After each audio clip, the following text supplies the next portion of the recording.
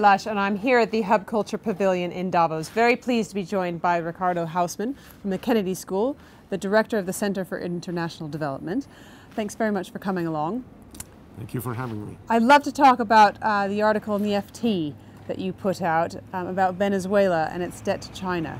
Tell me a little about the situation that Venezuela is finding itself in now. Venezuela is imploding. Venezuela is in a really, really bad place. Venezuela started imploding when the price of oil was at 100, and now with the Venezuelan mix below 40, the situation looks very dire, especially going forward. It's still not fully reflected in the current situation. There are huge lines for people lining up for food. There's the highest inflation in the world. It's the riskiest debt to insure against in the world. And it has the largest exchange rate differential between the official rate and the black market rate in the world. So it's really in a bad place. Why didn't Venezuela go to the IMF? Well, Venezuela broke off with the IMF in 2007, and there haven't been any IMF missions going to Venezuela. The international financial role has been played mostly by China. And China started to become a major lender to Venezuela when the price of oil was above 100, when Venezuela should have been saving for a rainy day.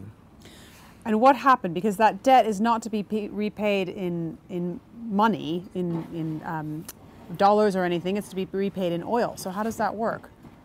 I mean, this is a fictitious thing that people like to latch onto. Everything is paid with stuff you sell. So if you want to pay back a debt, it doesn't matter if you pay it in wheat or if you pay it in dollars, because you sell the wheat, you get dollars, and you use the dollars to pay. So China, what they did is that they securitized, they ensured that they were going to be paid by tapping the cash flows of Chinese oil importers that would have gone to pay for the oil. Those payments go to pay for the debt. So they, in some sense, have become senior to other lenders, to especially bondholders. So if there is trouble, the first guys to be paid are still China, because China collects before Venezuela sells its oil. So what does that mean? What has that meant in the last couple of years? Because there's been some problems with the parliament, right?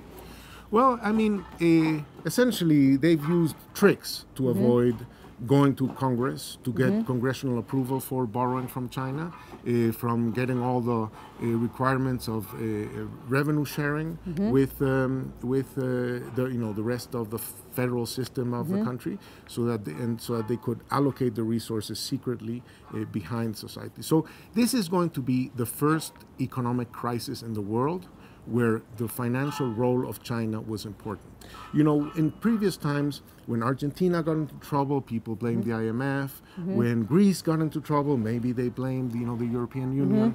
This is the first time where a lot of soul searching will have to happen in China, because this economic mess is something in which they have some responsibility. What do you think is going to happen? Well, I think Venezuela is going to see very, very difficult situations, both economically, socially, and politically. It's very hard to predict these situations.